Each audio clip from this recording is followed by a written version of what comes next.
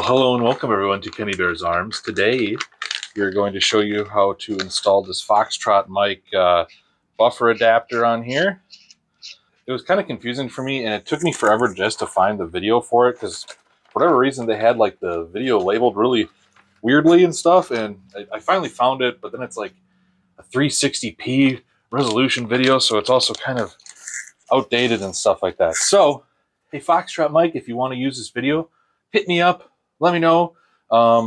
Yeah, because I want to try and make this a little bit better and more helpful for people that are probably like, how do I do this? All right. So you get this, the rail adapter here, this guy, and then you get the threads for it, and you get a buffer spring and that little retention guy.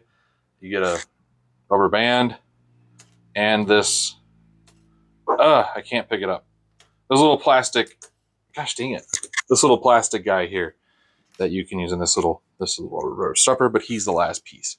So you get all that stuff. And I was really confused about why we're getting all this stuff. But anyway, that's kind of beside the point. So what we're getting into, take some gun grease here and put some grease on these threads here that go into the buffer tube. Just because that's what they did, so I'm going to do the same thing. Just a little bit, nothing crazy. Just grease it up. I'm sure the grease will find its way into the threads eventually here.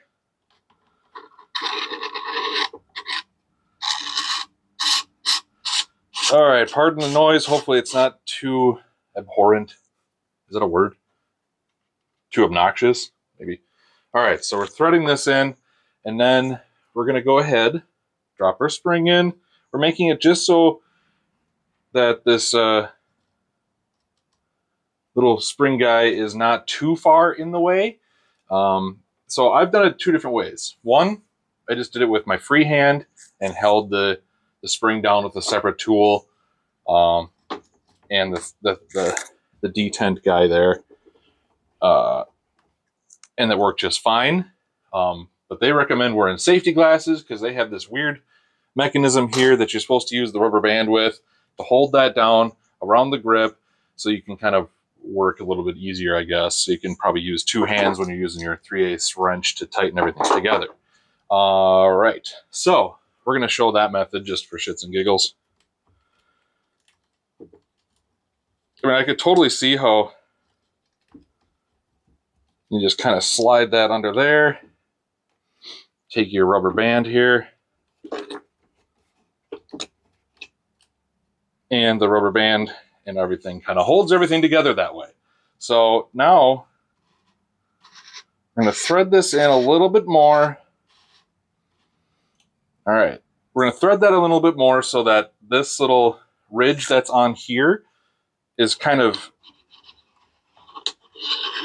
kind of get sucked into itself a little bit.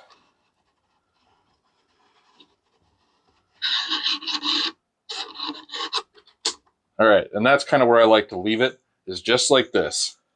So you can kind of see that there's like a little bit of play there, but not too much. Then we're gonna come in here and tighten that thing down.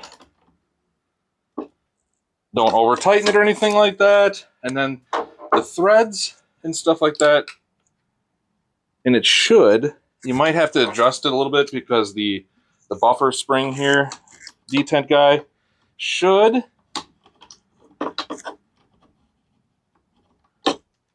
and it looks like it's in the perfect spot actually. So make sure there's no like real wiggle here and everything like that, and then you're basically done. You're good to go. Take this guy, insert him in there, and like I don't feel any wiggle or anything like that, so we should be good there. Install your little buffer guy into that little spot there, and yeah, like I said, that should be it. I don't know why their video was so damn long, but that should be basically all you have to do. Like I said, I did it the other way with this, and I had my free hand holding this down, and then I just kind of tightened it together and everything like that, and it was just fine. Then we're good. There's also a little, my my lower here doesn't have, it has the detent spring goes up for this rear takedown.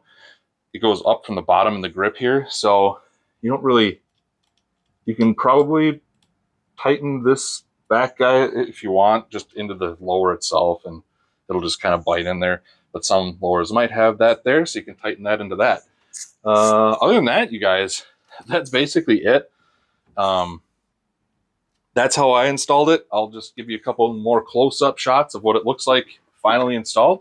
If you have any questions or anything, leave them down below. Foxtrot Mike, hit me up, because this is really easy to do and your video was kind of confusing. And anyway, you guys, that's it. Thanks for watching.